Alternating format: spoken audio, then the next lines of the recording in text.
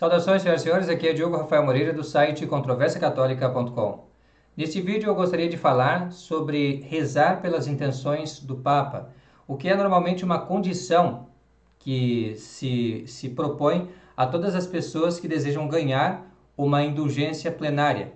Nesse mês das almas, é muito comum que as pessoas nos perguntem: como que eu posso ganhar uma indulgência plenária em sufrágio das almas do purgatório?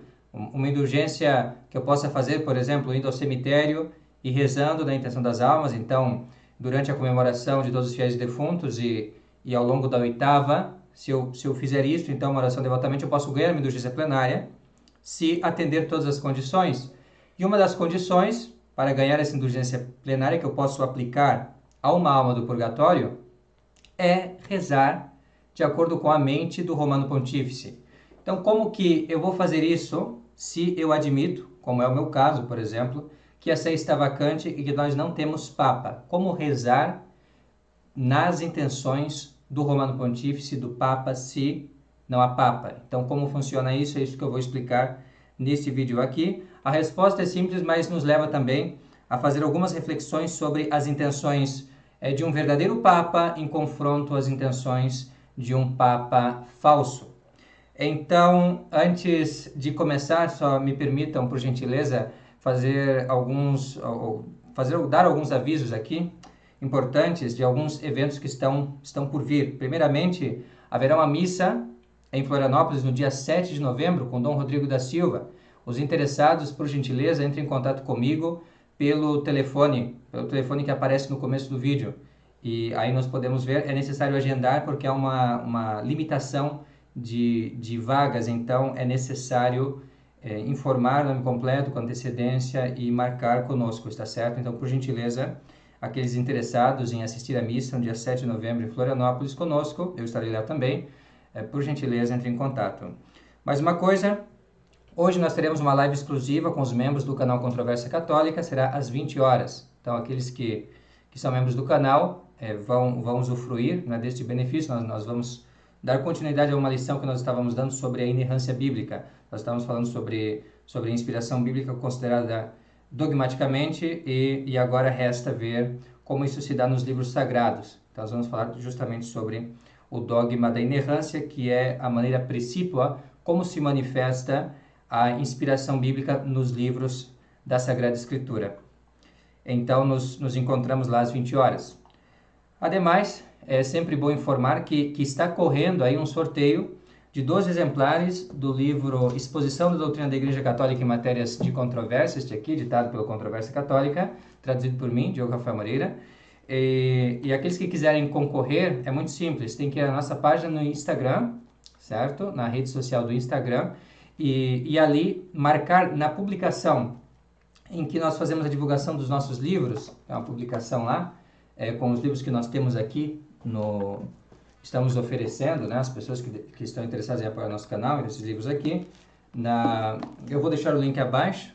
As pessoas têm que ir até lá e marcar, então, mais duas outras pessoas que possam estar interessadas, assim, fazendo uma divulgação, nos ajudando na divulgação desses materiais, e também seguir a nossa página no Instagram. Feito isso, lá pelo inbox mesmo do Instagram, entre em contato conosco e diga: quero concorrer ao livro Exposição da Doutrina Católica em Matérias Controversas, deixe o seu nome, está certo?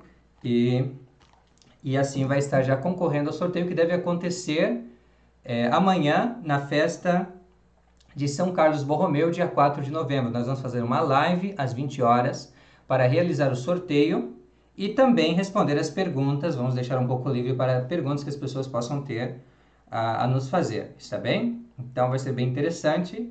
Hoje, para os membros às 20 horas, nós teremos uma live exclusiva e amanhã uma live geral para todo o nosso público com o sorteio da obra Exposição da Doutrina da Igreja Católica em Matérias de Controvérsia. Então, ao se tratar da questão específica sobre as condições para ganhar uma indulgência plenária, é importante ter uma visão geral do que nós precisamos fazer para ganhar uma indulgência. Então, quais são as condições gerais para ganhar qualquer indulgência? É isso que eu vou falar só para dar um fundamento. Aqueles que quiserem saber sobre a doutrina católica a respeito das indulgências, eu recomendo assistir um vídeo que nós fizemos aqui no Controvérsia Católica, creio que este ano ainda, começo do ano, sobre as indulgências. Lá nós explicamos toda a doutrina, damos o fundamento e todas as explicações como obter, em todos os detalhes, todas as nuances, está ali. Eu recomendo realmente que aqueles que desejam se aprofundar sobre a doutrina católica a respeito das indulgências, acessem o nosso vídeo sobre a questão, que está na playlist Catecismo da Doutrina Cristã. Mas vamos recapitular um ponto importante. Como obter as indulgências de uma forma geral? Quais as condições que eu preciso ter? A primeira delas é estar em estado de graça. E neste caso, né, se a pessoa, por exemplo, acontece que não tem um confessor, tem a impossibilidade de se confessar, sabe que está em pecado mortal, então ela precisa, no mínimo, fazer um ato de contrição perfeita, com o firme propósito de confessar-se, para ganhar indulgência parcial. Está bem? Então, eu não tenho como ir até um confessor. É impossível, não tem nenhum sacerdote tradicional por perto e, no entanto, eu quero ganhar uma indulgência parcial. Então, é necessário fazer um ato de contrição. O ato de contrição é uma fórmula que exige que nós estejamos realmente doídos, estejamos realmente arrependidos dos nossos pecados. Aí nós falamos nessa oração, então, Senhor meu Jesus Cristo, Deus, homem verdadeiro, Criador e Redentor meu, por seres vós quem sois, somente bom e digno de ser amado sobre todas as coisas, porque vos amo e estimo, pesa-me de todo o meu coração, de vos ter ofendido, etc. Esta fórmula pode ser encontrada aí na internet, esse é o ato de contrição tradicional, e ali nós, então, dizemos, né, que sentimos muito por termos pecado, não queremos tornar mais a pecar, e com o auxílio da Divina Misericórdia, então, vamos procurar viver na graça de Deus, e neste caso, como se pode apenas fazer esse ato, não há como buscar um confessor, tem que ter ao menos este propósito, né, de, tendo a possibilidade de ir ao encontro de um confessor tradicional, confessar-se assim que possível. E assim a pessoa já está em condições de receber pelo menos as indulgências parciais. Para a indulgência plenária não é assim, nós já vamos ver que existem certas condições específicas que precisam ser atendidas. Uma outra condição geral é a intenção, que deve ser renovada de tempos em tempos, por exemplo, toda manhã.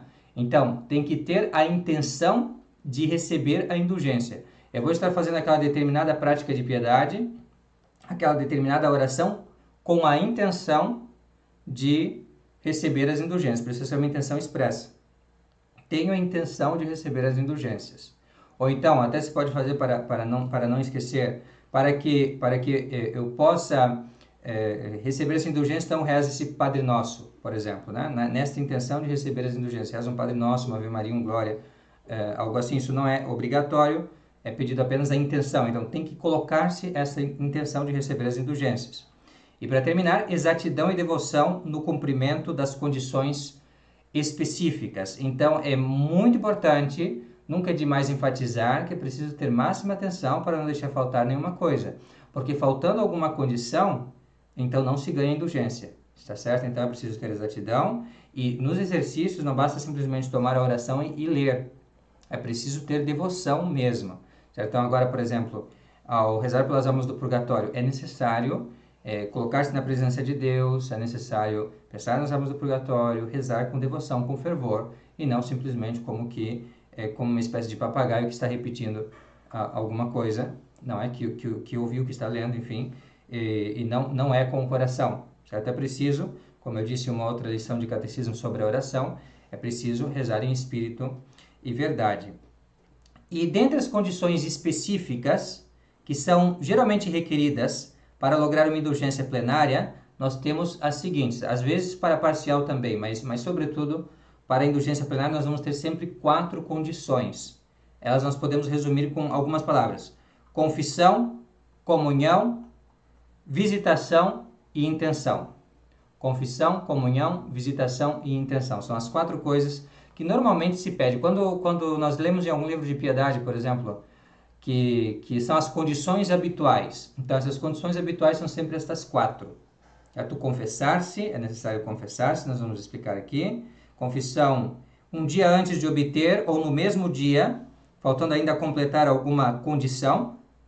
E no caso daquelas indulgências que vão se prolongando, durante o tempo, né, uma indulgência, por exemplo, que eu tenho que repetir todo mês. Durante todo mês tem que rezar pelas almas para obter uma plenária, por exemplo. Essa é uma condição para obter uma indulgência que a igreja oferece no mês de novembro. Então, nesse caso, até 8 dias depois, no caso de uma prática indulgenciada que se estende por vários dias. Então, se até 8 de dezembro a pessoa se confessar, ela ganha a indulgência plenária por ter rezado pelas almas durante todo o mês de novembro. Então, esta é um exemplo. Então, veja que não é tão difícil, né? No caso dessa indulgência, pelo menos, não é tão difícil. Basta estar rezando todo dia pelas almas do purgatório, fazer uma simples oração pelas almas do purgatório. Existem modelos na internet que se podem encontrar. Da novena pelas almas, por exemplo, que nós estamos fazendo aqui em casa. E assim, bem, se conseguir se confessar, até 8 de dezembro está valendo. Se conseguir antes, melhor ainda, não é? Então, é simples, não é tão difícil. Depois, segunda condição, comunhão. No mesmo dia ou até 8 dias depois, em caso de uma prática indulgenciada que se estenda por vários dias. Então, tem que ser, se serve para ganhar uma indulgência que se faz de uma vez só, certo? Por exemplo, no caso, essa indulgência que nós recebemos, a indulgência plenária, na comemoração dos fiéis defuntos e dentro da oitava. Então, essa, nós podemos receber ela até a terça que vem, certo? Que é quando dá a oitava da comemoração dos fiéis defuntos. Nesse caso, é preciso confessar e comungar, né? Confessar e comungar no mesmo dia, né? Ou então no dia anterior, como a gente viu nas condições aqui. Então, nesse caso, por exemplo, da comunhão, no mesmo dia, então nós teríamos que receber a comunhão para poder, como é um dia específico, né, para poder receber a indulgência.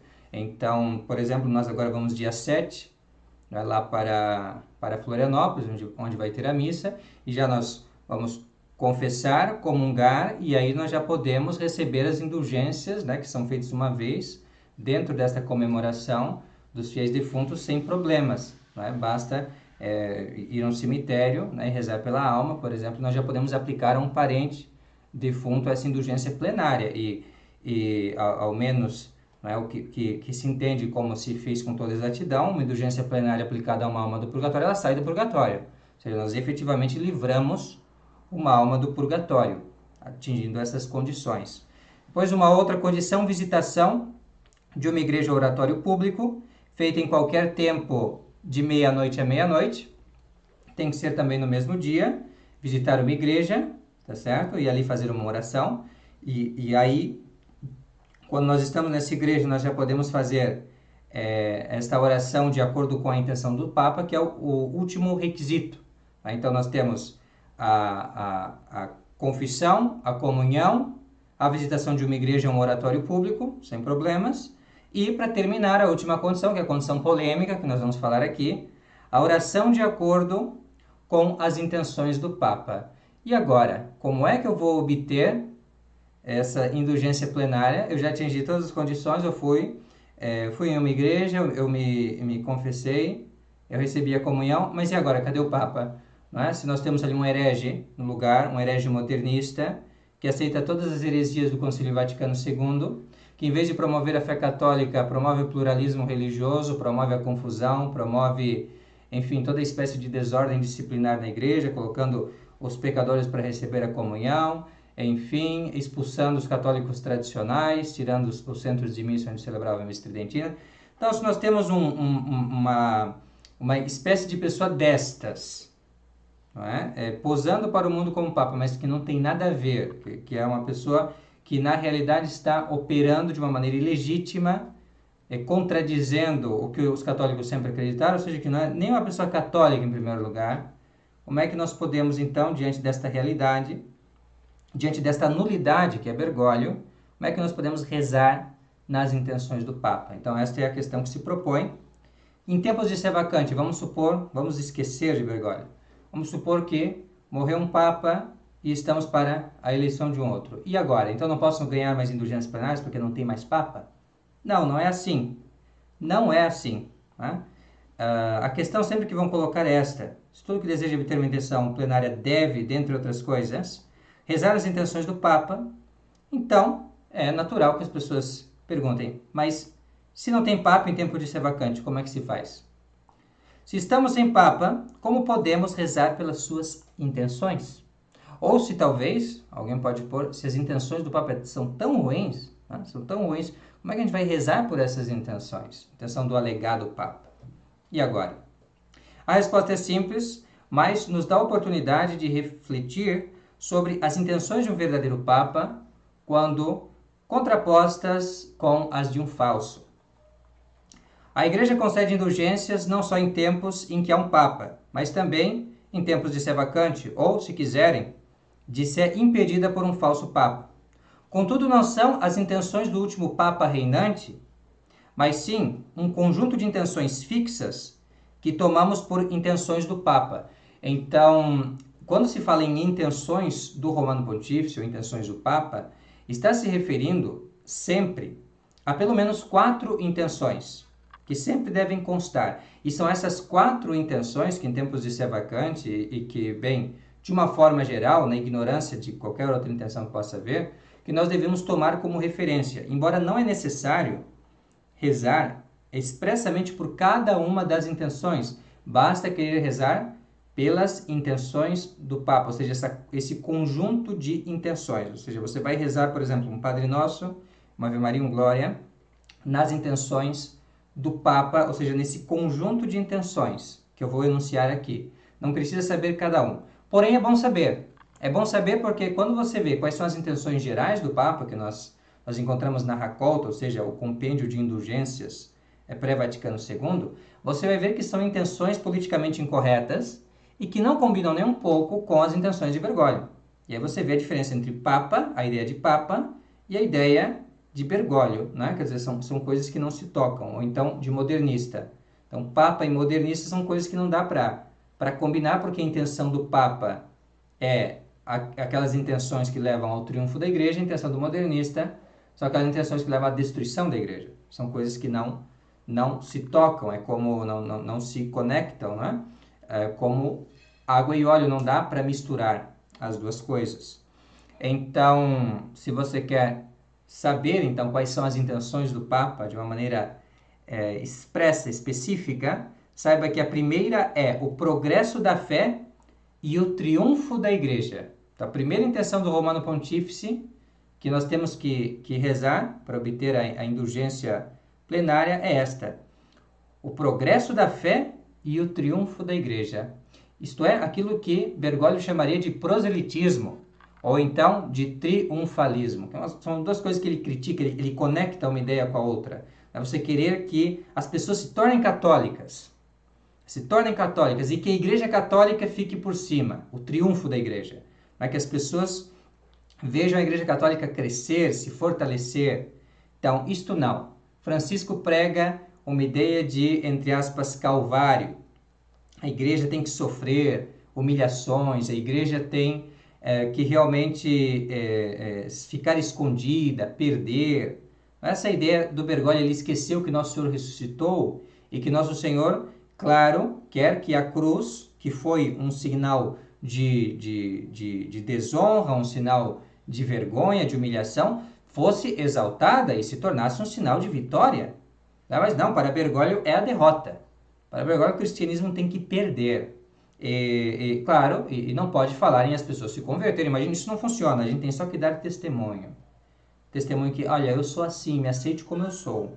Eu sou assim, mas não precisa ser como eu, tá bem? Então, essa é a ideia de Bergoglio. A ideia da intenção de um verdadeiro Romano Pontífice é bem outra. É triunfalista, é proselitista. Ela quer o progresso da fé e o triunfo da Igreja. A segunda intenção é, veja bem, paz e união entre os chefes e príncipes cristãos, ou seja, cristandade. Um príncipe que age como um verdadeiro católico, como um São Luís, como um cruzado. Um dos primeiros pronunciamentos de Bergoglio a um grupo de belgas que eu veio visitar foi dizer: não façam como as cruzadas. Não é para ter triunfalismos, não como a cruzada, que nós vamos empenhar a nossa fé nas obras, ali no combate, na guerra, vamos colocar a espada a serviço da religião. Não, isso é coisa da Idade Média. Isso nós não devemos seguir. A gente deve seguir no caminho da humildade, ou seja, tudo para o homem, mas nada para Cristo Rei. Cristo Rei não pode reinar neste mundo. Né? Essa é a noção de Bergoglio. Ele deve se contentar em ter um lugarzinho ali entre o panteão da nova ordem mundial, então ficar num lugarzinho ali, quem sabe, se eles permitirem, né? Ficar num lugarzinho com uma opinião religiosa, dentre muitas outras, as quais os homens todo-poderosos têm a liberdade ali de escolher o que eles vão querer e tal, como se a sua salvação eterna não dependesse de aderir à verdadeira fé. Como se a felicidade pública realmente, nos tempos atuais, em que nosso Senhor Jesus Cristo é o Rei da sociedade, não dependesse em servirem a nosso Senhor. Então essa é a loucura de Bergoglio. Paz e união entre os chefes e príncipes cristãos? Nada, nada. Se ele não aceita imigração, ou seja, a descristianização do seu país, ele já vai ser criticado por ter aquela cruz, como faz o partido de ultradireita da Hungria, né? Ele vai ser criticado. Não adianta ter cruz, gente, não adianta. Tem que aceitar os imigrantes muçulmanos para gerar um estado de confusão e de indiferentismo religioso na Hungria. Agora um país não pode mais ter liberdade sobre suas fronteiras, ele precisa aceitar, acolher. Não importa a desordem, a desestabilização social que possa se seguir disto. Então o homem, ele não quer uma política cristã, ele aceita um Biden abortista como um bom católico, mas ele não hesita em usar de ideologia para ficar intervindo nas decisões de um país, né? Quando esse país quer ser muito cristão, quer conservar-se cristão, aí não pode. Não pode porque não está aceitando aquela agenda modernista, aquela agenda, na realidade, maçônica, da República Universal Maçônica, da desintegração dos países, da sua identidade, etc.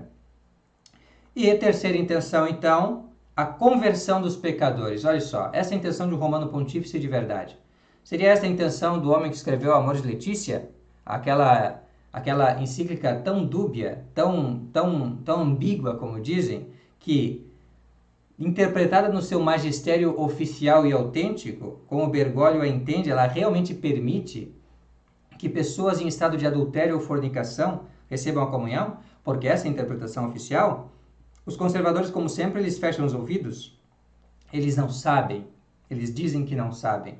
Mas a realidade é esta, a interpretação verdadeira, inequívoca da Amoris Laetitia já foi dada pelos bispos da região de Buenos Aires e foi colocada, inclusive, nas atas da Sé Apostólica, ou seja, o documento oficial daquilo que é considerado como um ato público do magistério. E ali está claramente isto, que a interpretação exata da Amoris Laetitia é essa. Considerar, né? Então, dar a comunhão para pessoas em estado de fornicação. Aqueles que querem mais informação sobre essa matéria, assista ao nosso vídeo Padre Lodi Não Sabia. É um vídeo bem controverso aí do nosso canal, que fala sobre esta matéria, está certo?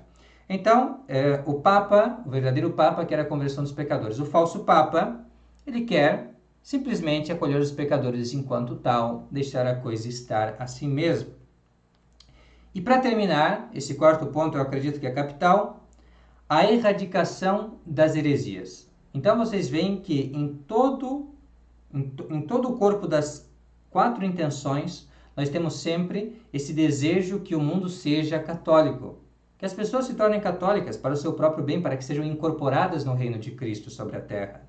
E assim possam ter os meios que precisam para se salvar, para obter aqueles 3 bens que a igreja nos tem a oferecer, que nós confessamos no credo: a remissão dos pecados, a ressurreição da carne e a vida eterna. Então, para que as pessoas possam obter estes bens sobrenaturais, é preciso que sejam incorporados na igreja. E se não forem incorporados na igreja, não haverão de receber estes bens, que são bens que nós obtemos com a igreja. Então, essa sociedade cristã, ela é muito prejudicada quando há uma heresia, porque a heresia ela separa as pessoas da igreja. Então, o verdadeiro Romano Pontífice deseja a erradicação das heresias. Ou seja, que estas ideias perversas que Satanás semeia no meio da cristandade, elas sejam extirpadas, que isso vá embora, que desapareça. Então, desapareça o protestantismo, tem que lutar contra o protestantismo, tem que lutar contra a incredulidade, tem que lutar contra estas outras falsas religiões que tem por aí. Essa é a missão da igreja. Então, a igreja prega a verdade do Evangelho e no que prega a verdade de Cristo, precisa também falar desses ídolos, desses falsos cristos pintados pelos hereges. Esta é a intenção do verdadeiro Papa. Bergoglio faz isso? Não. Bergoglio, na verdade, ele chega mesmo a dizer heresias. Ele chega, na realidade, até a questionar-se. Será que o que eu estou dizendo aqui, será que não é uma heresia? Pode até ser, mas eu vou dizer assim mesmo. Porque ele não está nem ligando. Porque, na verdade, o mundo ideal para Bergoglio é um mundo em que conviva a verdade e a mentira, a piedade e a impiedade, o bem e o mal, e de uma maneira pacífica, de uma maneira a trocarem figurinhas, a se darem bem. Então, deixe-me só dar um exemplo de como este homem ele gosta de dizer uma heresia, como não parece estar nas suas intenções erradicá-las. Dizer-lhe o seguinte: sinto que direi algo que pode parecer controverso ou até herético, talvez, mas há aquele que sabe, ele fala do diabo, que apesar das nossas diferenças somos um. Ele está falando a um conjunto de protestantes. Está dizendo que alguém, o diabo, sabe que no fim nós somos um. E nisso ele está certo, ele é um com os protestantes, sem dúvida. Mas o que ele vai dizer também, não deixa de ser uma heresia, é ele quem está nos perseguindo. É ele, é quem está perseguindo os cristãos hoje. Ele que está nos ungindo com o sangue do martírio. Ele sabe que os cristãos são discípulos de Cristo, que são um, que são irmãos. Ele não se importa se eles são evangélicos ou ortodoxos, luteranos, católicos ou apostólicos. Ele não se importa, ele está falando do diabo. O diabo não está nem aí se a pessoa é católica, não é católica, enfim. Isso não interessa. Eles são cristãos. E esse sangue do martírio une. Hoje, queridos irmãos e irmãs, vivemos um ecumenismo de sangue. Essa é a doutrina, então, de Bergoglio. Isto saiu no Vatican News. Pope sends greetings for U.S. Christian Unity event. Então, Bergoglio envia saudações ao evento de união entre os cristãos, não? Um evento nos Estados Unidos pela unidade dos cristãos. Então, esta é a notícia e ele fala então dessa doutrina, que na verdade a perseguição ela nos faz um. Nos faz um só corpo, então nós todos somos cristãos, evangélicos, etc. Ou seja, para que erradicar a heresia se todos nós somos um, na verdade? Mas em realidade, essa doutrina de Bergoglio, ela é realmente uma heresia. Ele diz que pode ser, mas ele, com certeza ele diz pode ser porque lhe parece realmente que isto é insustentável, ou seja, que isto é herético. Porque isto foi condenado no Concílio de Florença. Veja o que diz o Concílio de Florença nesse respeito. Tão importante é a unidade do corpo da Igreja, que só para aqueles que nela perseveram, os sacramentos da Igreja trazem a salvação, e os jejuns, as outras obras de piedade e os exercícios da milícia cristã podem obter a recompensa eterna. Nenhum, por mais esmolas que tenha dado, e mesmo que tenha derramado o sangue pelo nome de Cristo, pode ser salvo se não permanecer no seio e na unidade da Igreja Católica. Isso disse o Papa Eugênio IV, Concílio de Florença, Cantate Domino, 4 de fevereiro de 1442. Isso está também no Denzinger Hühnermann, que é uma edição recente do Denzinger, uma edição que tem problemas, sem dúvida, porque eles removeram vários textos do Magistério Antigo para não comprometer as doutrinas inovadoras do Vaticano II, mas que é um manual acessível que tem em português aqueles que desejam consultar. Então, isso está citado ali, Denzinger Hühnermann, número 1351, está certo? E o importante de citar isso aí é que nós vemos essa diferença.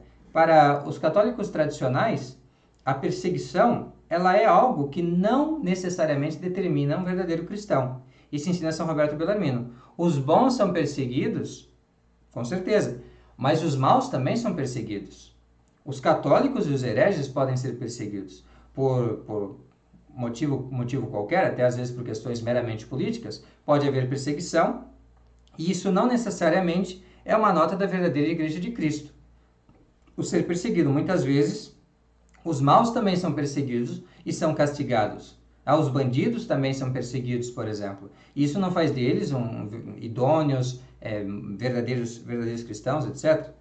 Entende? Então, isso não é suficiente nota para estabelecer que a pessoa está lutando por uma boa causa, que é um verdadeiro cristão. Não, isto não quer dizer. Por outra parte, para os modernistas, sim.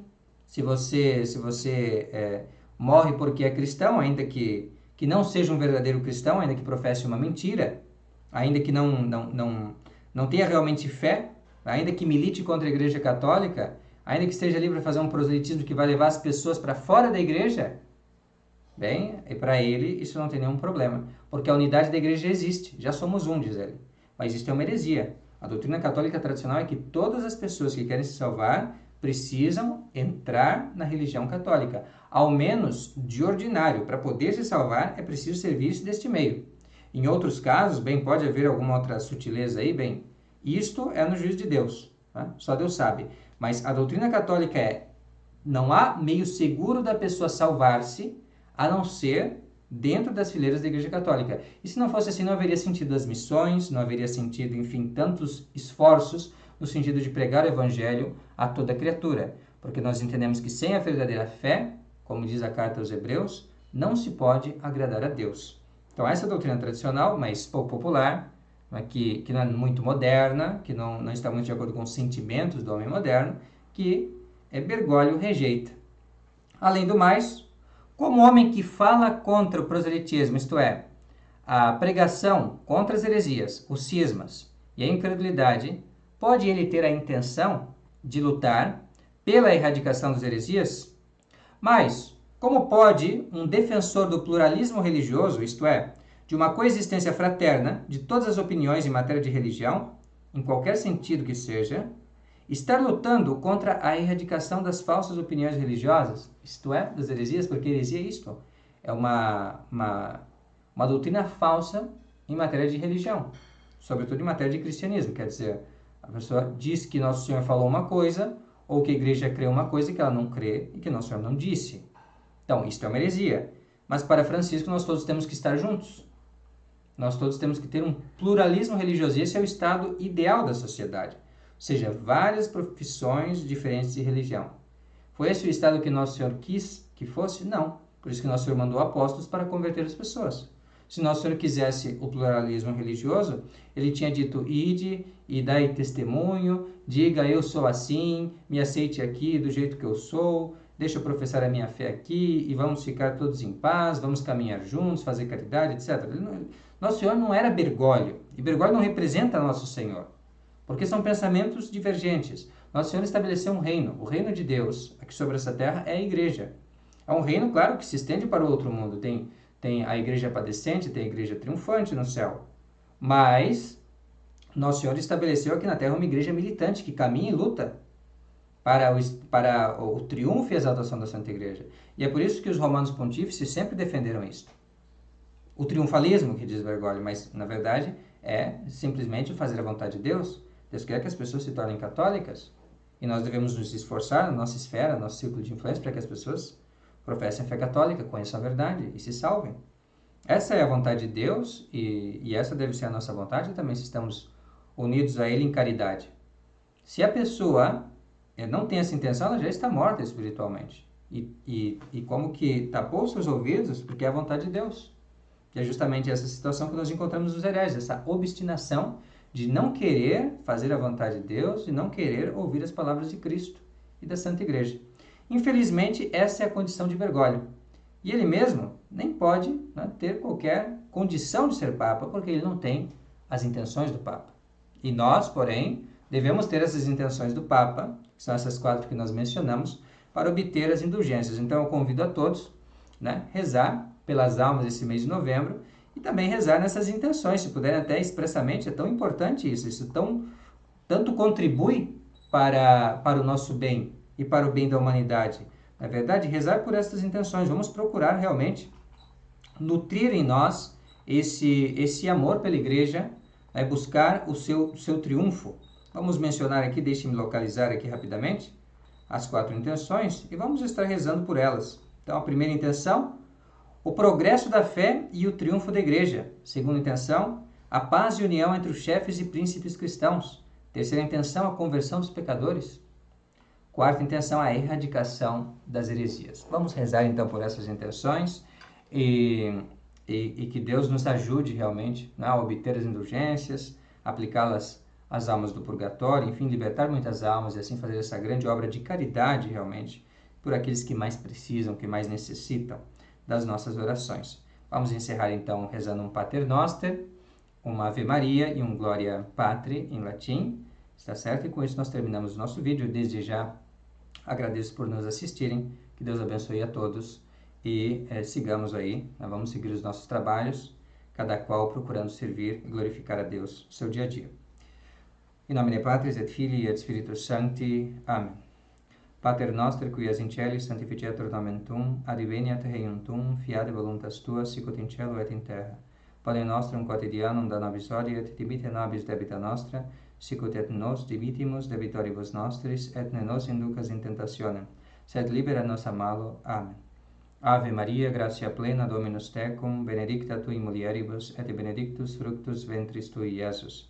Sancta Maria, Mater Dei, ora pro nobis peccatoribus, nunc et in hora mortis nostrae.